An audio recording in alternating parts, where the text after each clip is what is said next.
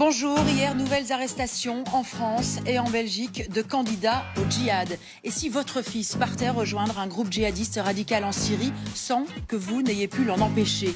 Un drame vécu par des milliers de familles depuis ce début d'année, un véritable problème de société. Le djihad, c'est justement la nouvelle pièce d'Ismaël Saïdi qui prouve une nouvelle fois qu'on peut rire de tout. Face à lui, dans notre débat du jour, Diab Abou Jaja. Merci d'être là, messieurs. Vous aussi intervenez à tout moment dans l'émission. Réagissez, soyez pour ou contre. Alors, notre société responsable de ces jeunes qui partent en Syrie. Diab Abou Jaja, pour vous, c'est une évidence, elle est quand même en partie responsable, cette société? La société est toujours responsable de ses propres jeunes. Ça, c'est très bien. En quoi elle est responsable? Parce que c'est nos jeunes. Ils sont nés ici, ils ont grandi ici, ils ont été éduqués ici, ils sont allés à l'école ici, ils ont essayé de trouver de travail ici. Alors bien sûr que cette société porte une responsabilité. Il y a bien sûr dans les choix personnels des responsabilités subjectives qui sont liées à la personne elle-même, mais aussi une responsabilité collective qui est liée à la société. Ismaël Saïdi, on va parler de votre pièce tout à l'heure, parce que c'est quand même, voilà, il faut y arriver de mettre le djihad sur les planches. Vous n'êtes pas tout à fait d'accord, vous êtes plus sur la personnalité, vous? Oui, tout à fait, oui. Pour moi, effectivement, bon, la société peut être la responsable, comme elle peut être responsable de tout finalement, ça peut être un grand panier, on met tout, mais il y a une responsabilité qui est quand même de l'ordre personnel, mais aussi surtout de cette, j'aime pas le terme, mais de cette communauté musulmane, on va dire, des Belges musulmans, comme je préfère les appeler, où finalement, on a des jeunes qui se retrouvent parfois, je prends un exemple, chez eux à la maison devant la télé, à regarder en boucle des chaînes satellitaires qui montrent des gosses qui meurent en Syrie, des gosses qui meurent en Irak, et qui, problème identitaire à l'appui, qui partent là-bas en se disant qu'ils vont commettre quelque chose de positif, qui vont aller sauver des gens finalement. Donc oui, la société est responsable, mais pas que. En fait, ce serait trop facile de dire que ce n'est que la société qui est responsable. Il y a une responsabilité intrinsèque aux familles, aux gens, mais aussi à toute une communauté qui ne sait pas trop comment gérer le problème. C'est quoi au début? C'est un problème. Moi, je ne renie pas ça. Bien sûr qu'il y a une responsabilité à partager. Mais de toute façon, moi, je pense que quand il s'agit d'un phénomène structurel qui est plus qu'une seule personne ou qu'une famille ou deux familles, quand on voit qu'il y a une tendance qu'on peut démontrer, que là, la société doit quand même assumer sa responsabilité parce que l'essentiel, c'est d'éviter que ce phénomène se reproduise, qu'il prend encore plus d'allure, plus d'importance. Je crois que si on peut dire il n'y a que la responsabilité individuelle des parents ou des jeunes ou de la communauté, en sachant que moi j'aime pas beaucoup parler d'une communauté parce que moi je suis musulman, mais pourquoi est-ce que je serais responsable de quelqu'un qui prend des choix différents de la vie? Mais pas des bouddhistes qui partent en même temps. Je veux dire, ce qui se passe, c'est que c'est quand même un fléau qui est quand même orienté vers, je vais dire, j'aime pas le terme non plus, mais il faut appeler un chacha, une communauté de pensée, on va dire, voilà, des gens qui ont une foi mais il y a 300, chaque année, il y a 300 Belges juifs qui partent lutter avec l'armée israélienne. Est-ce que la communauté juive est responsable? Moi, je trouve pas. Je trouve qu'on a une société des citoyens qui est responsable à gérer ses propres réalités socioculturelles, socio-économiques, ainsi de suite. Bien sûr que chaque personne qui peut jouer un rôle doit jouer le rôle, que ce soit l'imam ou le papa à la maison. Mais ce rôle n'est pas joué. Le papa à la maison, ça à la rigueur, c'est un autre problème parce que eux souvent, n'y sont pour rien. Ils sont doublement victimes parce que quand les gosses partent, il y a la sûreté de l'État qui leur tombe dessus à ces pauvres parents alors qu'ils savaient même pas que le gosse partirait. Mais vous avez parlé de l'imam, mais c'est vrai, il y a une responsabilité qui doit se faire déjà à ce niveau-là. La société peut faire beaucoup de choses, mais peut pas tout faire non plus. C'est comme envoyer son gosse à l'école. On ne peut pas demander à l'école d'éduquer son gosse à un moment donné. Il faut aussi. Mais je sais pas si ce rôle n'est pas joué parce que effectivement, moi, je fréquente pas les mosquées, mais ce que j'entends, c'est la critique des jeunes vis-à-vis des imams, c'est qu'ils sont trop soft, qu'ils sont totalement cooptés par l'État belge ou par l'État marocain. Alors je trouve pas que vraiment. Alors moi, je les fréquente et à Bruxelles, c'est parce que j'entends. À Bruxelles, alors c'est pas toutes les mosquées, on va pas généraliser, mais il y a des endroits effectivement où le discours, c'est pas qu'il est soft ou qu'il est extrémiste, c'est que le discours est ambigu très souvent. C'est-à-dire que ça reste un endroit du monde où on va aller, en tout cas pour beaucoup de jeunes et moins jeunes, pour sauver la veuve et l'orphelin. Et à partir du moment où vous avez cette impression que vous partez sauver la veuve et l'orphelin, c'est très difficile. Non, mais c'est pas ça le problème, parce que c'est une réalité, parce qu'il y a effectivement de l'injustice en Syrie et en Irak, ça c'est une réalité. Comme partout sur Terre. Par exemple, Guy Verhofstadt, lui aussi, il veut sauver le veuve et l'orphelin. C'est pas ça qui est le problème. Le problème, c'est justement qu'on est attiré par une idéologie fasciste qui qui est en train de séduire nos jeunes. Mais d'un autre côté, que nos jeunes, il y a des éléments qui attirent alors, mais il y a aussi des éléments qui repoussent les jeunes. C'est le fait que les gens ne trouvent pas vraiment, certains jeunes, ou beaucoup de jeunes ne trouvent pas leur place dans cette société. Ça, c'est pas suffisant. Ça, c'est pas suffisant. Je dis pas que c'est suffisant, mais c'est nécessaire. Savez, à l'époque, on était jeunes, on nous proposait de partir en Afghanistan. Oui. On n'est pas parti. Donc je crois que ce n'est pas. Vous l'avez proposé? Mais bien sûr. Mais c'était de notoriété publique. Ouais. Alors l'Afghanistan, c'était plus cool parce que c'était pour faire tomber le communisme. Mais bien sûr que ça a toujours existé. Mais là aussi, la société était responsable parce que la société considérait alors les mais c'était pas l'État qui nous le proposait. En Afghanistan. Mais c'était pas l'État qui nous le proposait. Mais je veux dire qu'au niveau des médias, au niveau du discours public, dans le temps, c'était les héros, les freedom fighters. Alors il y avait aussi une responsabilité de la société. Pourquoi vous refusez? Tout simplement parce qu'à un moment donné, et ça c'est la difficulté qui n'est pas liée nécessairement à la société, c'est qu'à un moment donné vous choisissez votre place et vous vous dites je fais partie de ce tout-là. Le problème qui se passe. Vous vous sentiez intégré? Mais bien sûr, mais même le mot n'existe même pas en fait. Quand vous êtes né quelque part ou que vous êtes arrivé à un certain âge et que vous avez grandi à cet endroit-là, le mot n'a pas lieu d'être. Vous faites partie d'un tout. Après, je pense que le préjugé, parfois c'est nous qui le créons. C'est nous qui nous rejetons aussi du tout en voulant être absolument tout le temps différents, en revendiquant. Bien sûr. Il y a une victimisation à outrance. Mais il faut dire avec ça, victimisation parfois, il y a une victimisation, mais de notre côté, on doit dire que la majorité, c'est pas seulement vous ou moi qui choisit de ne pas partir, mais la majorité écrasante ne part pas, choisit de ne pas partir. Sûr. Mais ici, on parle quand même de quelques centaines de jeunes qui sont choisis de partir. Et moi, si même une personne a échoué son parcours scolaire ou ne trouve pas un emploi, je trouve ça une responsabilité sociale. C'est peut-être une approche de la gauche, mais moi, je crois dans cette approche. Mais il y a énormément de gens qui partent, qui n'ont rien échoué du tout. Mais des gens qui partent, qui ont des diplômes, et des gens qui partent, qui avaient de l'argent. Absolument. J'en connais pas personnellement dans ce cas-là, j'en connais dans d'autres cas. Mais si vous regardez, le problème n'est pas qu'en Belgique. Si vous regardez en France, par exemple, les écrits de Dunia Bouzard, elle vous dira qu'il y a monde arabe énormément, d'hommes il y a et la femmes classe qui moyenne, sont éduqués, classe moyenne, même moyenne sup, qui partent donc à ce moment-là. Il n'y a pas que l'exclusion qui fait partir. Parfois, c'est une radicalisation idéologique. Mais donc, si la personne qui part, si la personne qui part est bien dans sa peau, qu'en plus elle a les moyens financiers, qu'elle a fait des études, en quoi est-ce que la société peut résoudre ce problème finalement? Oui, mais alors, je suis d'accord avec ça. Il y a des gens qui partent pour des raisons plutôt idéologiques ou bien un sentiment d'humiliation qui n'est pas d'ordre social-économique, qui peut être d'ordre politique ou culturel. Mais il y a aussi des jeunes qui parlent à cause d'une crise d'identité, à cause aussi d'un sentiment qui n'appartient pas, qui reçoivent un signal de cette société comme quoi ils ne font pas partie. Et alors ils agissent sur base tous les problèmes. Le problème des problèmes d'identité, c'est que effectivement il y a un problème identitaire, mais ça voudrait dire alors que tous les Belges qui ont un problème identitaire partiraient. C'est pas le cas. Vu que c'est tous les Belges qui ont un problème identitaire et qui en plus sont liés. Non, mais la même logique s'applique à tous les Belges, effectivement. Voilà, mais parce qu'il faut se poser la question pourquoi est-ce que, par exemple, des Belges adhèrent à l'extrême droite. Mais vu que c'est lié à l'islam, il est important qu'au sein des musulmans, on se pose la question quand même. Non, mais on se pose il y a un truc qui marche pas chez nous. On a quelqu'un en ligne pour vous. Mohamed Azitraoui, vous êtes avec nous. Merci d'être là, de prendre le temps de répondre à nos questions. Vous êtes conseiller islamique à l'Institution publique de protection de la jeunesse. Racontez-nous un petit peu quels sont ces jeunes que vous rencontrez. Oui, bonjour. Comme vous l'avez signalé, madame, je suis conseiller musulman à l'EPPJ de Bray-le-Château et de Haute-Ibren. Donc, je suis appelé à écouter et enquêter des jeunes mineurs d'âge qui sont placés par juge de jeunesse. Donc, ils ont commis quelquefois l'irréparable, soit des délits très graves, soit des vols à l'arraché et autres, entre autres. Voilà les caractéristiques des mineurs qui sont placés en fait à l'EPPJ. D'accord. Et quelle est votre mission? Vous avez un rôle vous essayez de les déradicaliser ou vous n'en êtes pas là? En fait, notre mission en tant qu'envoyé, il nous appelle les conseillers catholiques, conseillers musulmans. Moi, je suis mandaté par l'exécutif des musulmans de Belgique. C'est une mission que j'assume depuis 18 ans. Bien sûr, cette question de radicalisation, cette question d'extrémisme, c'est un sujet d'actualité qui s'impose. On a eu donc à maintes reprises des débats avec ces jeunes concernant cette actualité, parce que malheureusement, beaucoup d'entre eux tombent entre les griffes des recruteurs et se trouvent dans un monde qui n'est pas le leur, qui les dépasse, parce qu'ils sont mal informés. Et là, je rejoins donc vos intervenants qui disent que c'est la responsabilité qui s'impose aussi à tous les responsables au niveau de la société, à tous les intervenants sociaux, les professeurs, les éducateurs, les politiques aussi. Comme on dit, vaut mieux prévenir que guérir, mais malheureusement, on attaque la problématique quand elle s'impose avec fracas.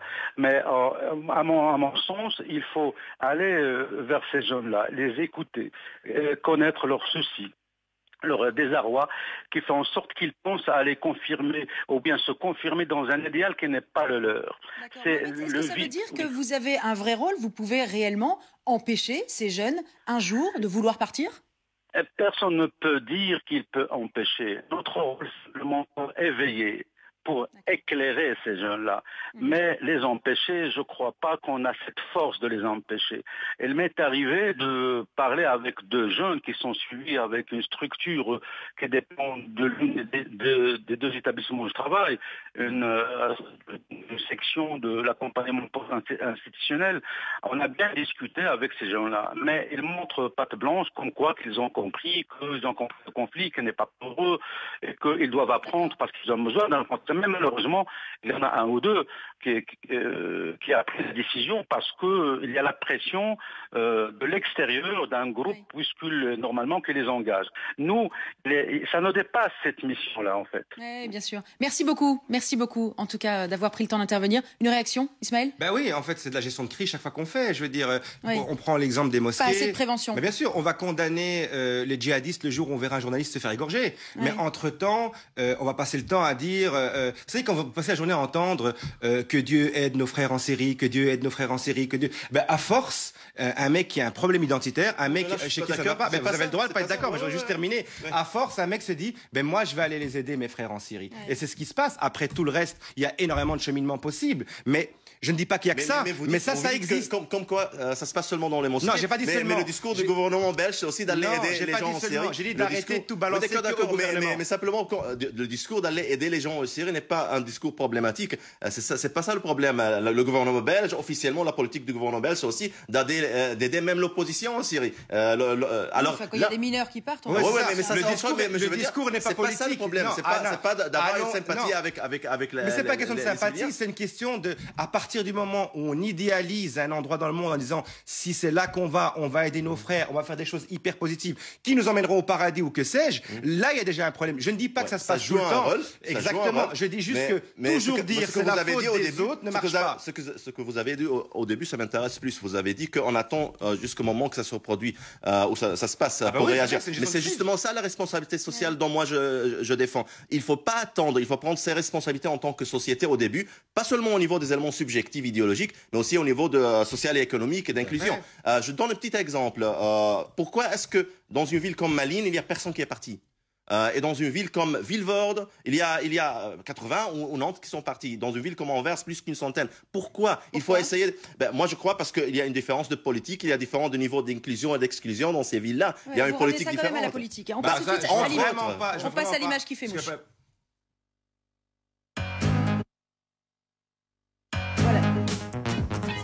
On va voir une photo, parce qu'il y a aussi l'amalgame qui a été fait. J'aimerais qu'on parle un instant de David Drugeon. Vous savez, c'est ce Breton.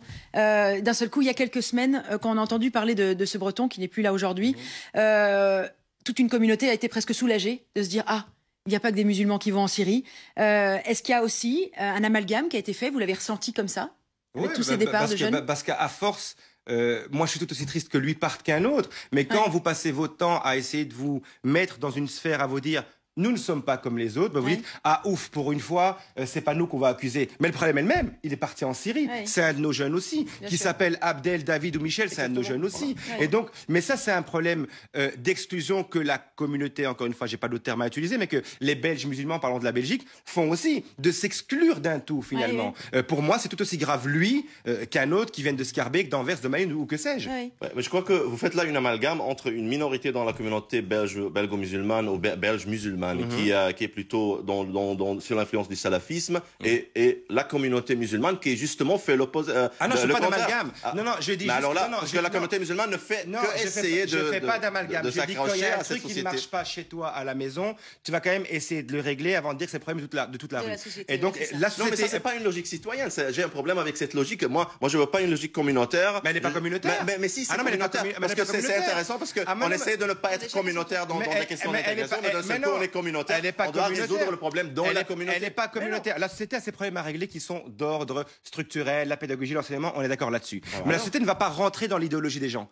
À un moment donné, il y a des choses qui se font de l'ordre de l'intérieur qui doivent être aussi réglées à un moment donné. La société, ce n'est pas elle qui va inculquer à ces jeunes le fait que s'ils vont se faire exploser ou se faire tuer, c'est quelque chose qui va les envoyer au paradis ou en enfer. La société ne fait pas ça. Après, c'est les exclus, c'est un autre problème. Je ne suis pas celui qui va nier la responsabilité individuelle ou bien même dans le cadre des communautés, mais je crois que c'est toujours l'État, la communauté des citoyens qui est responsable de gérer sa propre maison, et aussi de mener une vie saine ou de garantir une vie saine à sa jeunesse, que ce soit des musulmans ou des non-musulmans. Parlons de votre pièce. Djihad sera sur les planches à partir du 26 décembre. Ouais, du 26 au 30 décembre, à l'espace Pôle Nord, la chaussée d'Anvers. Comment on décide de mettre le djihad sur les planches? Quand on voit qu'il y a un sujet difficile, que les gens n'osent pas en parler, quand on en parle, c'est uniquement au JT ou dans des émissions hyper intellectuelles où on essaye de comprendre et où finalement personne ne comprend. Je me suis dit que j'allais parler de ces 3 gars qui partent de Scarbeck pour aller en Syrie, qui partent chacun pour des raisons différentes, autant sociétales qu'individuelles, et qui, dans leur parcours, se transforment et se rendent compte que c'est pas nécessairement ce qu'ils voulaient une fois qu'ils arrivent là-bas. L'humour, parce que c'est ça qui parle aux gens, parce que ça permet de dédramatiser. Ça vous étonne qu'il y ait une pièce sur le sujet? Non, ça me réjouit, parce que je crois que la culture a un rôle à jouer là-dedans. Je suis d'accord, je suis content que monsieur travaille là-dessus, mais moi je suis aussi pour le débat là-dessus. Moi je crie là-dessus dans le journal, j'exprime aussi mon opinion, mon opposition à la conception idéologique. Mais quand il s'agit de se poser la question, qu'est-ce qu'on doit faire? Je trouve que c'est une question qui doit se poser au niveau social, au niveau politique, qu'on peut agir d'une façon on ne va jamais arriver à un moment où personne part, parce qu'il y a des gens qui vont partir de toute façon. Mais si on crée une société où tout le monde se sent chez lui, dans cette société, sur tous les plans, je crois qu'on va quand même améliorer la situation. Mais je crois que chaque fois taper sur la société... Ah ouais, elle a un rôle. Déjà, un des premiers rôles, c'est que chaque fois taper uniquement, je dis bien uniquement, sur la société... Ça, on ne fait pas. C'est parce que vous faites, mais je parle de la pièce.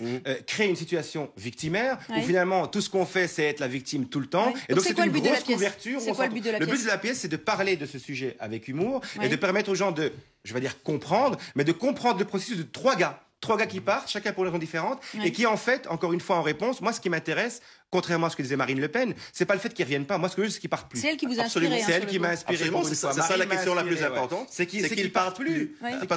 Parce qu'ils sont belges, c'est des citoyens comme vous et moi, c'est que ça m'attriste qu'ils partent, se faire tuer quelque part pour des bonnes, mauvaises raisons, ça je m'en fous dans l'absolu. Mais ils ont tellement de belles choses à faire ici, ils font partie de nous, c'est un tout, faut pas qu'ils partent. Ils en ont pas conscience? Non, ils n'en ont pas conscience. Mais c'est justement ça pourquoi il y a un problème et qu'on doit adresser ce problème au niveau collectif. On veut éviter que des jeunes partent. Et je crois que pour faire ça... Là-dessus, on est d'accord. Là-dessus, on est d'accord. Je crois qu'on doit chercher un nouveau narratif, mais aussi une nouvelle politique, au niveau politique d'inclusion, je veux dire. Je ne parle pas de politique politicienne. Est-ce qu'il y a une morale à la pièce? Oui, la morale, c'est qu'en fait, tout être humain est un être humain au départ et l'idéologie transforme finalement. Allez, on passe tout de suite à la dernière minute. Allez, il nous reste 1 minute à vous partager. Si vous aviez un argument pour répondre à la question du jour, notre société responsable de ces jeunes qui partent en Syrie, allez, quel est-il? Dans chaque choix qu'on fasse comme être humain, il y a des éléments subjectifs et objectifs. Bien sûr, il y a une responsabilité subjective personnelle et idéologique, mais il y a aussi une responsabilité collective pour créer un espace où tout le monde se sent à la maison et chez lui. Et là, la société doit faire beaucoup plus de son mieux, parce que pour le moment, je crois qu'il y a des éléments ici qui repoussent les gens aussi, et pas seulement des éléments qui attirent. 40 secondes. Moi, je pense quasi la même chose en me disant que si les gens ont cette impression et ressentent qu'ils sont d'ici, qu'ils sont belges comme vous et moi, ils ne partiront pas. Le problème qu'on a et là où on diverge, c'est qu'en fait, ils ne se sentent pas belges parfois parce que c'est de l'intérieur qu'on leur dit qu'ils ne le sont pas. Et pas nécessairement la société qui leur dit chaque fois qu'ils ne sont pas belges, c'est parce qu'à l'intérieur de cette masse de gens, belges, musulmans ou appelons comme on veut, on leur répète souvent qu'ils sont différents. On passe notre temps à demander qu'on traite cette différence différemment finalement, et à force on se sent différent et donc du coup on ne reste plus ici. Oui, c'est ça. Est-ce que votre pièce va peut-être empêcher quelques jeunes de partir? Elle va faire rire les gens et s'ils rient, tant mieux. S'ils rient qu'il y a un débat, tant mieux aussi. Je crains que plus d'emplois, c'est ça, plus d'emplois, une meilleure éducation et un narratif plus tolérant. Je crois que c'est ça plutôt qui va empêcher les gens de partir. Mais une pièce peut jouer un rôle, ça c'est clair. On est là pour ça, nous. Merci d'avoir dit oui à notre invitation. Merci à vous d'avoir suivi ce débat. Je vous retrouve demain, bien sûr, tout de suite. RTL Info, 13h. Luc Gilson.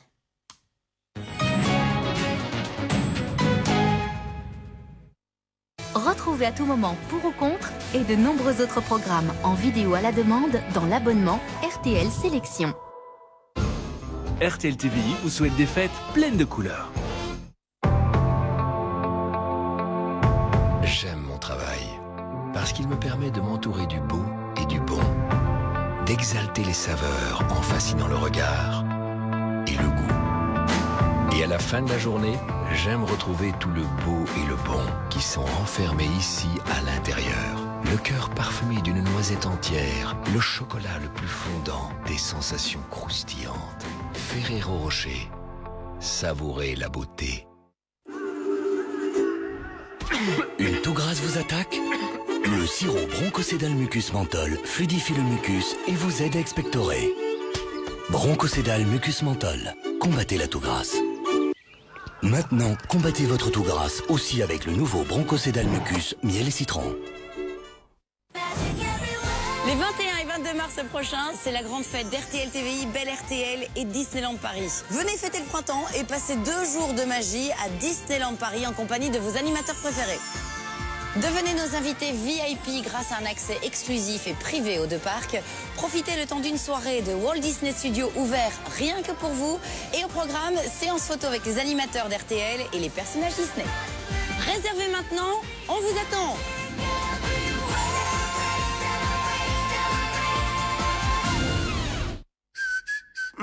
Radio Contact présente Frérot de la Vega en concert. Le vendredi 27 mars au Cirque Royal de Bruxelles. Quand les souvenirs s'en mêlent, les larmes me viennent. Frérot de la Vega, la nouvelle sensation de la chanson française. Le vendredi 27 mars au Cirque Royal. Infos et réservations 02 2